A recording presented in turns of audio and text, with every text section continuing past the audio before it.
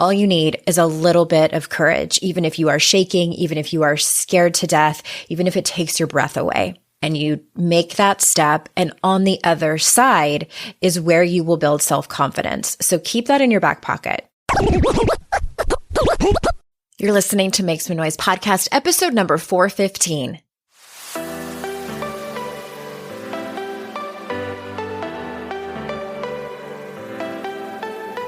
Welcome to Make Some Noise podcast, your guide for strategies, tools, and insight to empower yourself. I'm your host, Andrea Owen, global speaker, entrepreneur, life coach since 2007, and author of 3 books that have been translated into 18 languages and are available in 22 countries. Each week, I'll bring you a guest or a lesson that will help you maximize unshakable confidence, master resilience, and make some noise in your life. You ready? Let's go. Hey everyone, welcome to another episode of the podcast. I am so glad that you are here. And today we have 2 more, the last 2 stories. Remember many months ago, I think I asked if any of you had some stories where you made some noise in your life. And today we are hearing from Nancy and Gail. So just like the last couple, I am going to let you hear their story, and then afterwards I'm going to chime in with my thoughts and some key takeaways that I have from listening to their stories. Before we get started, I wanted to tell you that if you haven't already downloaded for free my motivational series that I made for you, you can do so at andreaowen.com/free. It is set to music.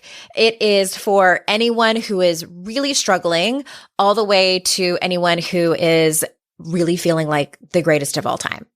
It's for everyone. There's 3 different podcast episodes, and I created it as a gift to you so you can kind of have it in your back pocket whenever you might need it. And it's private, so you cannot get it from my site. You do have to go to andreaowen.com/free to get the special podcast link for that. Also, I think I told you last week or the week before that next year, we're going to be making some exciting changes to the podcast, and I'm going to reveal one of them to you. We did a survey, I don't know how long ago it was, and so many of you graciously gave me your time and let me know what you would like to see more of on the podcast. And one of those things, I didn't know how it would turn out, is that you said you would enjoy some mini-sodes slipped in addition to our Wednesday weekly podcast. So I'm going to start doing that every so often. I cannot promise every week, but every so often, starting next year, I'm going to do some mini-sodes, and they will drop somewhere in between the Wednesday episodes. Also, speaking of the podcast, if you didn't know, we have transcripts for each show. They don't go all the way back to the previous hundreds of episodes, but we did start doing it a couple of months ago. So all you need to do is go to the show notes in your podcast app and click the link that will take you to the webpage, and that will show you the show notes for the episode that you want to read them.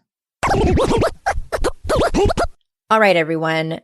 Enough about that. Let's get to our very first story. This first one is from Gail. I'm going to let her story speak for itself, and then I will see you on the other side of her story. All right. So without further ado, here is Gail. Hey, Andrea. My name is Gail, and I'm in the Chicago area. And I've just realized in the last several months that I actually do have a story. I started as a daughter of a coal miner in Illinois. We weren't poor, and sometimes when people think of that, they think of a poor, sheltered, uneducated, type of family, but we just weren't very worldly. I did end up going to college, loved meeting everybody, loved growing, learning. I ended up in graduate school, and then I ended up in New York City to do my internship.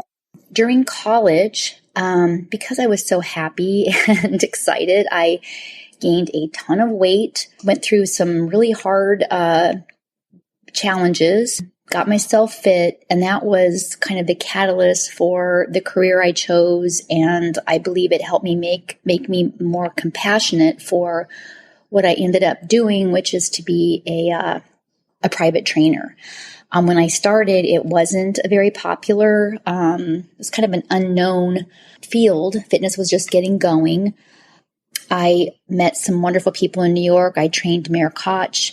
I trained designer Marc Jacobs. I trained some of Mick Jagger's backup dancers, Sam Champion, the Weathermans. Because I had such compassion and knowledge and good energy, I made quite an impact, even in New York City, as a little girl from a town of 600 and the daughter of a coal miner. I did end up, after 3 years, moving back to Chicago, where I took off again and built a wonderful career in business. I had a television show called Shape Up Chicago. I made videos, on and on. It was a great time. Fast forward to age 35, getting married, moving to California, and realizing huge mistake, lots of depression, and it was a very abusive relationship psychologically. Fast forward 17 years, got a divorce, moved back to Chicago, and in the process of reinventing myself. 20 years of no working and away from Chicago, where I had built, a good business. So I was 20 years away. I was 20 years older, found myself competing with, the social media superstars. The way I did it was step by step, finding myself again after being totally lost and intimidated by being quote unquote, just a mom for 20 years. I've built back a wonderful career. My kids are wonderful. I've grown a lot. I know that you know too that being in an unhealthy relationship affects everything, mind, body, spirit, career, everything. And I overcame it. I just thought I would pass this on. I don't know if any of this resonates with you, and I don't know if I'm explaining it very well. The fact is, I found myself again. I found that I do actually have worth and compassion and knowledge that I really thought that I had lost forever. Confidence, I had none. I had less than zero confidence. On your page, I can't wait to read your book. And thanks. Thank you so much, Gail, for sharing that story.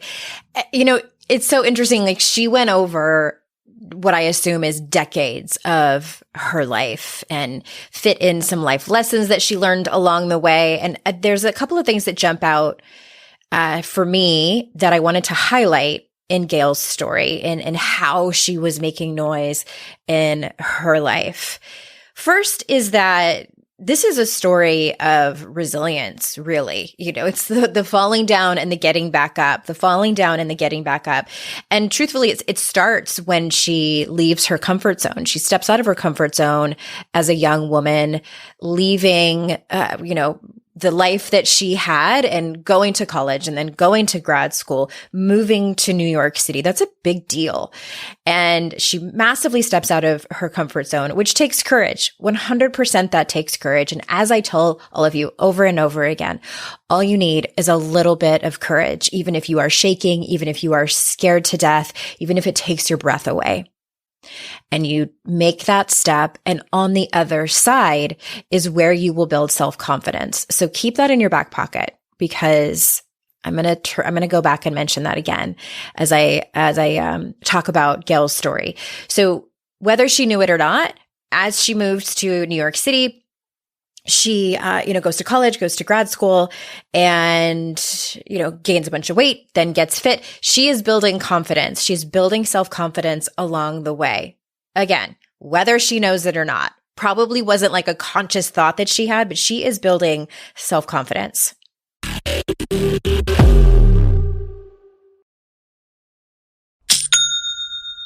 Shopify's already taken the cash register online, helping millions sell billions around the world. But did you know that Shopify can do the same thing at your retail store? Give your point of sale system a serious upgrade with Shopify. With Shopify, you get a powerhouse selling partner that effortlessly unites your in-person and online sales into one source of truth. Track every sale across your business in one place and know exactly what's in stock. Connect with customers inline and online. Shopify helps you drive store traffic with plug-and-play tools built for marketing campaigns from TikTok to Instagram and beyond. Get hardware that fits your business. Take payments by smartphone, transform your tablet into a point of sale system, or use Shopify's POS Go mobile device for a battle-tested solution. Sign up for a $1 per month trial period at shopify.com/noise, all lowercase. Go to shopify.com/noise to take your retail business to the next level today. Shopify.com/noise.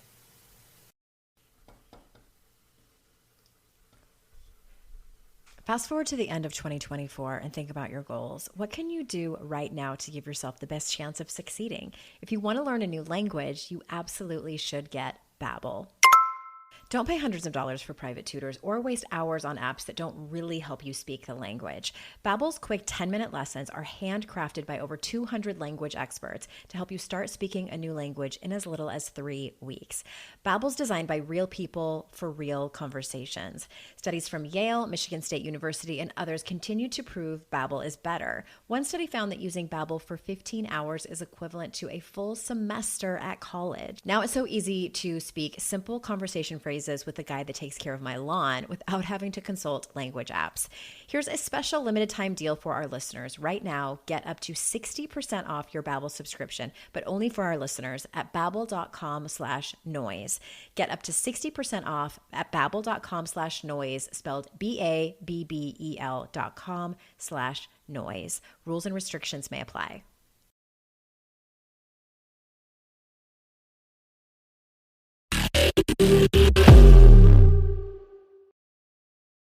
So then she talks about getting married and moving again, and then realizing that that relationship was very unhealthy and has to get out of the relationship. Divorce is difficult. Breakups are difficult, no matter if you are the person that initiates that breakup or divorce or not.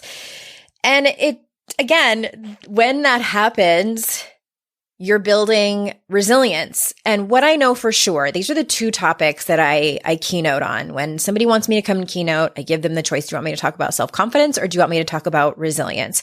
And it's not a coincidence that I chose those two topics. They're connected. They are 100% connected. And it kind of becomes a chicken or egg conversation. I'm not going to go off on that tangent right now.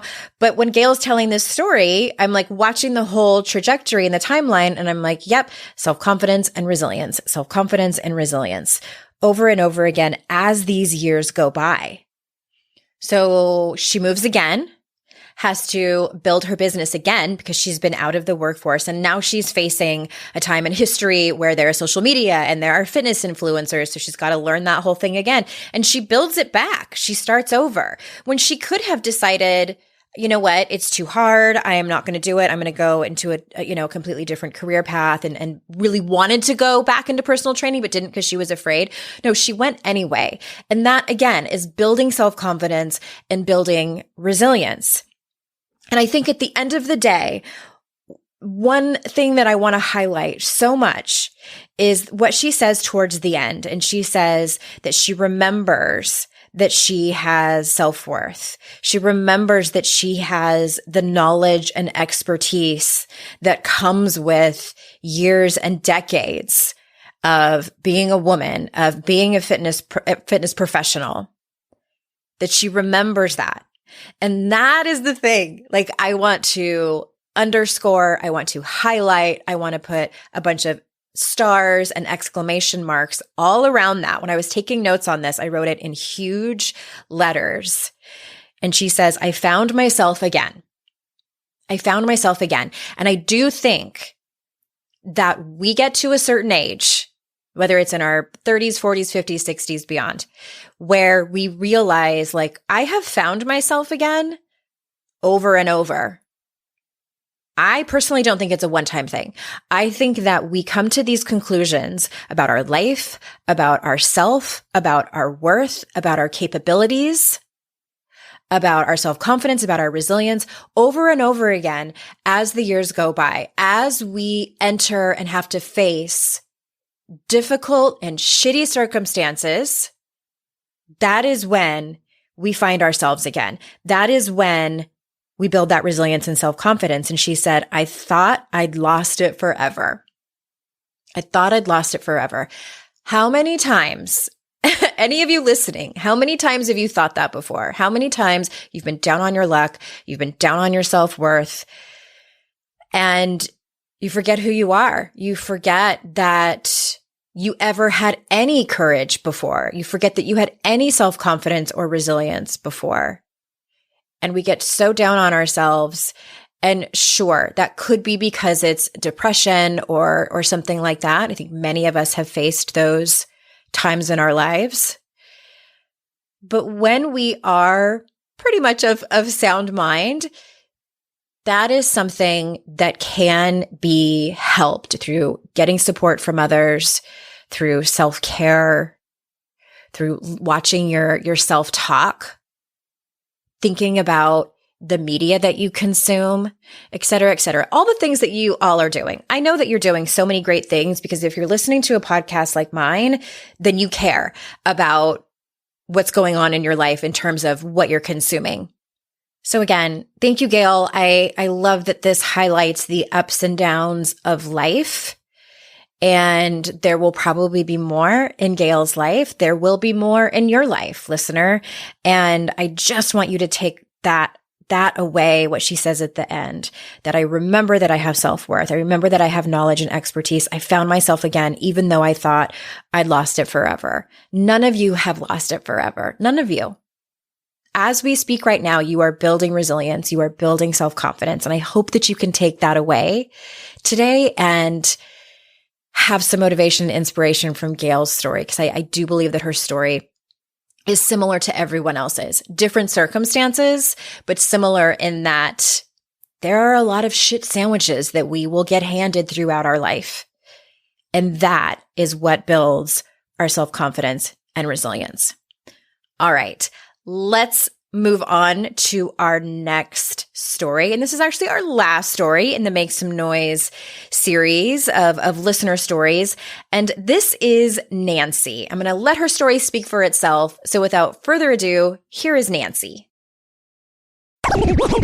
My name is Nancy. I live in Windsor, Ontario, Canada. How am I making noise? Basically by standing up to, people who have been in my life for a very long time and, telling them that the way they are acting, the way that, their beliefs when it comes to my own beliefs, like it's not okay. I'm setting boundaries, especially with my family. I'm letting them know that the way I have been treated my entire life and this narrative that we just keep our head down and don't say anything when it comes to, older people in our family saying things, that narrative is not okay. That if someone says something that could put the people you love in danger, something needs to be said. And the reason I'm going on and on about it leads up to a story where we have a group chat for my entire family, so my aunts and uncles and cousins. And my one cousin posted a bunch of misinformation about the COVID-19 vaccination and then demanded that my grandmother not get her second dose. And no one said anything. And so I decided to challenge him and I asked him if he did any research before posting this information. And, he just went on and I just kept challenging him and telling him that he was wrong and that in doing so, in posting that information, he could be putting people's lives in danger. And then he eventually just left the family chat.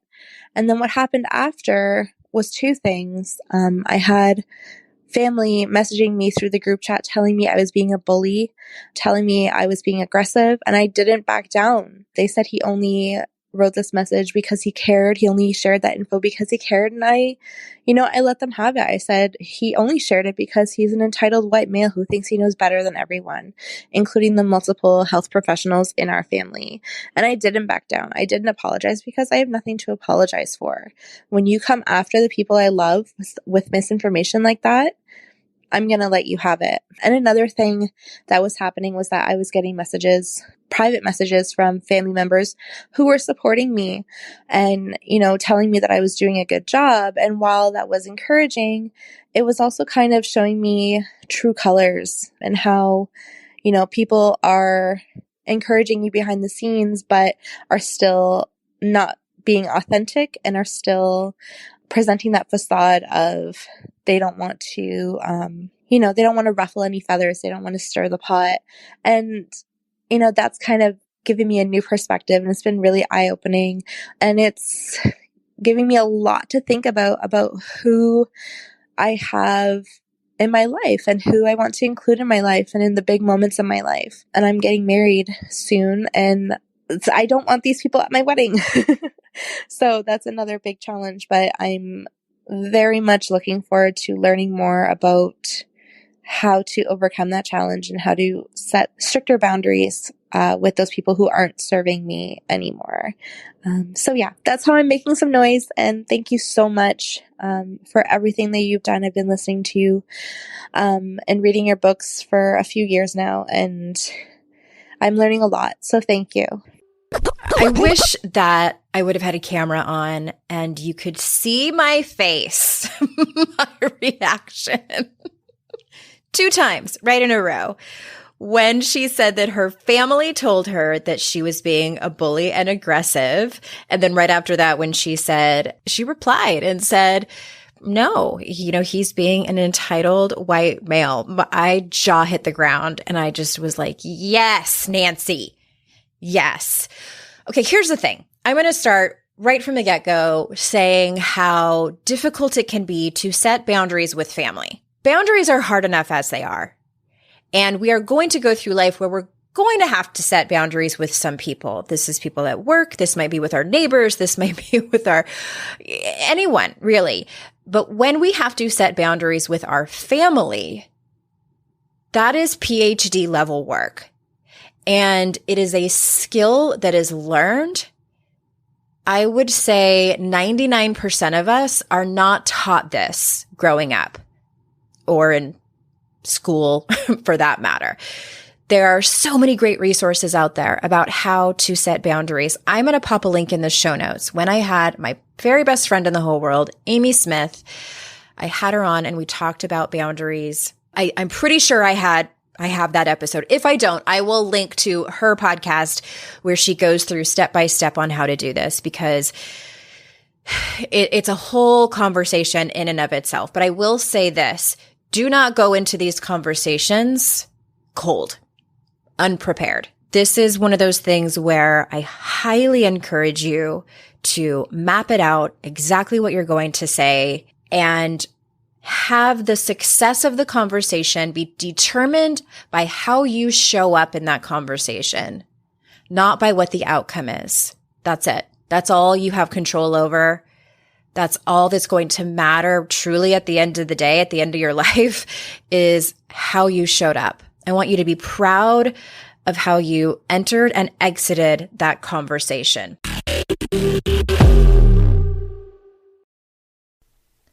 It's hard to find a great mentor who can help me level up. My dream mentor, Shonda Rhimes. So I was really excited when I heard she has a class on Masterclass. With Masterclass, you can learn from the best to become your best. Masterclass is the only streaming platform where you can learn and grow with over 200 plus of the world's best. For just $10 a month, an annual membership with Masterclass gets you unlimited access to every instructor. And you can access Masterclass on your phone, computer, smart TV, or even in audio mode. I'm always looking for ways to be a better writer, so I took Shonda Rhimes' screenwriting class. It helped me gain concrete technical advice, including structuring, the writing process, and with shows under her belt like Grey's Anatomy and Bridgerton, it was so helpful. Plus, every new membership comes with a 30-day money-back guarantee. Don't wait another moment to start your learning journey with Masterclass. Right now, our listeners get an additional 15% off any annual membership at masterclass.com/Andrea. That's 15% off at masterclass.com/Andrea. Masterclass.com/Andrea. Today's podcast is sponsored by MIDI Health. Ladies, are you over 40 like me and dealing with hot flashes, insomnia, brain fog, moodiness, some vaginal dryness, or weight gain? Don't just accept it as part of aging. These symptoms are often linked to hormonal changes during perimenopause and menopause. At MIDI Health, they get it. Their experts know what you're going through and how to help. MIDI clinicians are menopause specialists offering safe, effective, FDA-approved solutions. And guess what? MIDI care is covered by insurance. So stop pushing through it alone. Schedule a virtual visit and dive deep into your unique symptoms and health background. You'll walk away feeling heard and with a plan to start feeling better. Visit MIDI Health today and reclaim your well-being. You deserve to feel great. Book your virtual visit today at joinmidi.com. That's joinmidi.com. joinmidi.com.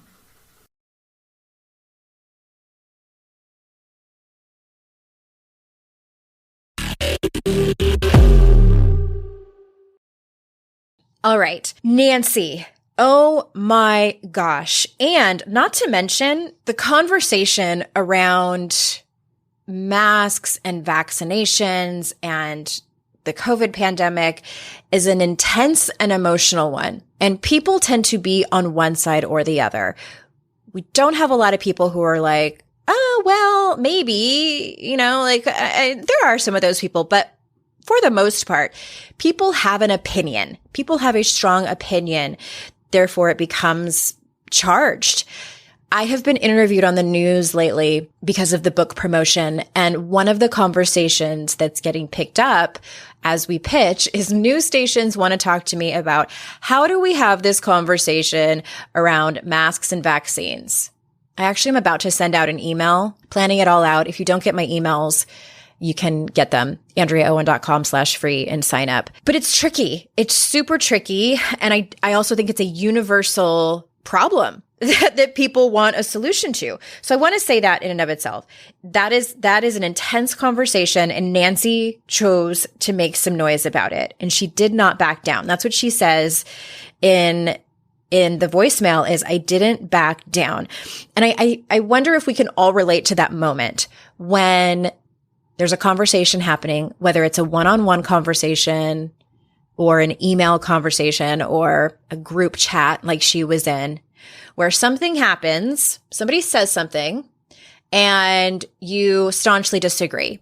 And you have the option to say something or not say anything. Now, I do not recommend that you must say something every single time. This is what I talk about in the email and when I'm on the news. First, you have to determine, how invested are you in this relationship? How invested are you in this topic? Does it really matter to you?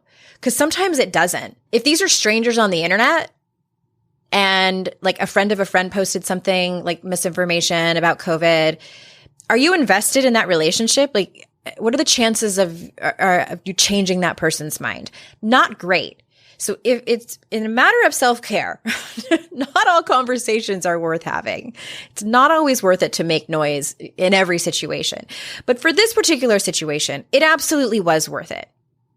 This was Nancy's grandma, an elderly woman whom she loved, whom through looking at all the data and the research understands that it was in her grandmother's best interest to get the COVID vaccine, or I should say finish getting the COVID vaccine, get her second dose. So it was important to her. And so that moment of deciding whether or not you're going to say anything can be the most critical place, because we get nervous and our heart rate might go up. The thoughts start to go really fast. You're angry and you want to just knee-jerk reaction and start typing, or maybe you just want to run away from the conversation. Whatever your go-to is, you have a choice. And I do recommend that you take a deep breath and think about, how do I want to show up in this conversation? Do I want to be courageous? Do I want to be kind? Do I want to be respectful? How do I want to be? You have no control over how they perceive you. You could be the most respectful, professional person, and somebody on the other end of that conversation might get their feelings hurt, might think that you're being a bully, might think that you're being aggressive, that you're an asshole, whatever. You have no control over that. I'm going to keep hammering that home. But I also just want to applaud Nancy for doing this in a family situation, because when it comes to family situations, many times we don't say anything because we have to be around these people. Family functions, or sometimes we live with them. And many times it just feels so much easier to not say anything. Don't want to make things uncomfortable. I don't want to get into an argument. I don't want to be seen as the black sheep of the family, or whatever it is that you think about. And I just want to mention, like, that is a very real feeling to have, to want to just stay a part of the status quo and just have things go the way they've always gone. That's the way most people want things to stay, right?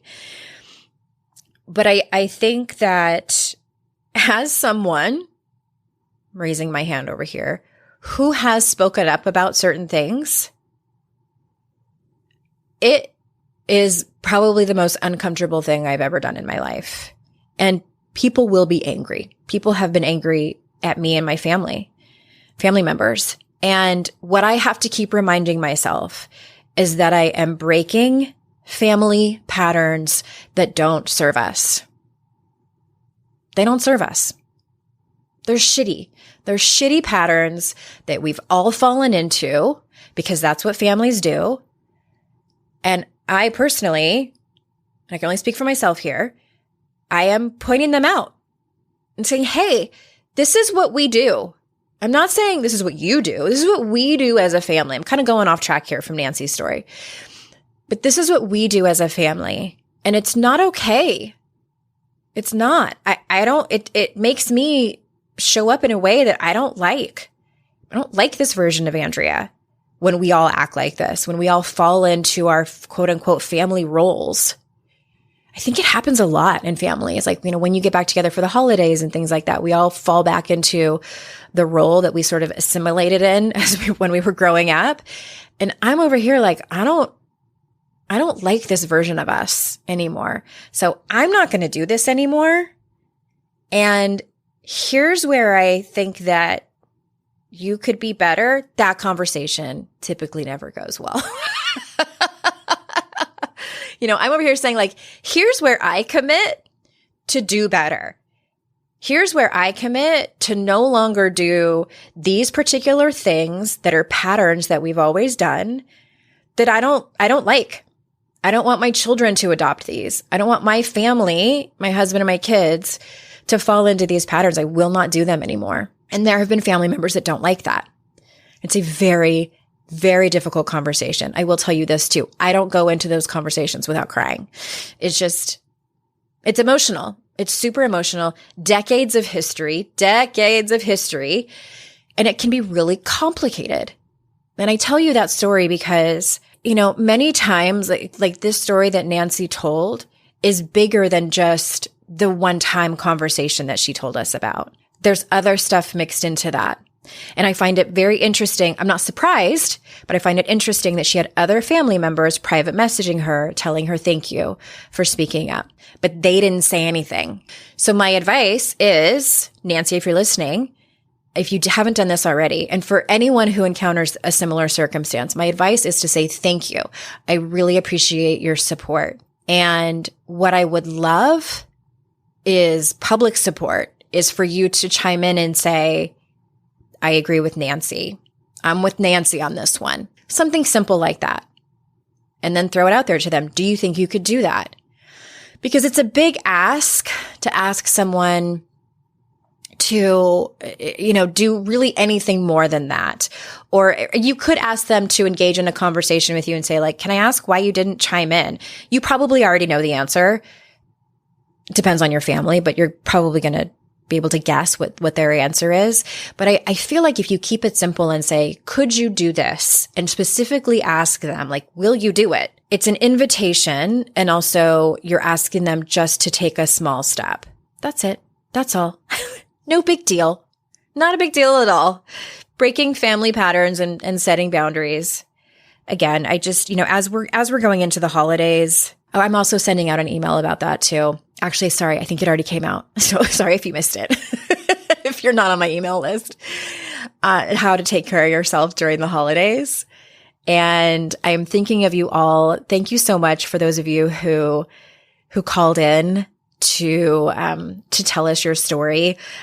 Speaking of, I'm also going to implement next year, as we make some tweaks to the podcast, some listener voicemails. So we're going to bring back the option to leave us a message, and I'm going to be answering questions over there so you can possibly hear your voice on the podcast. Thank you again to Gail and Nancy for bringing us your story. And remember, everyone, it's our life's journey to make ourselves better humans and our life's responsibility to make the world a better place.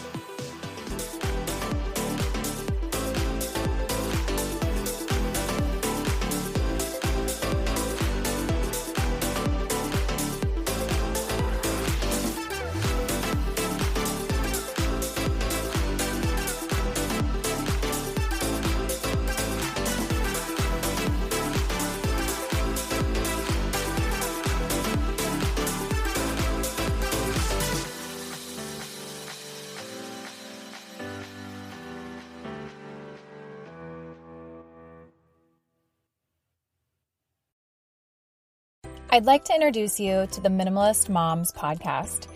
It's hard enough being a mom, and the last thing you need is stress from too much stuff and an overcrowded schedule. For too long, I lived with the mindset that bigger was better, and the more I added to my life, instead of feeling better, I felt overwhelmed. It was time for a radical new mindset. Less is more. I'm not into extremes. I didn't throw everything away. My brand of minimalism is more about adding than subtracting. Get rid of the excess to make room for what you love. In other words, it's about living life with purpose. I hope you'll listen in, and my guest and myself can inspire you to think more and do with less. The Minimalist Moms podcast, available wherever you listen to podcasts.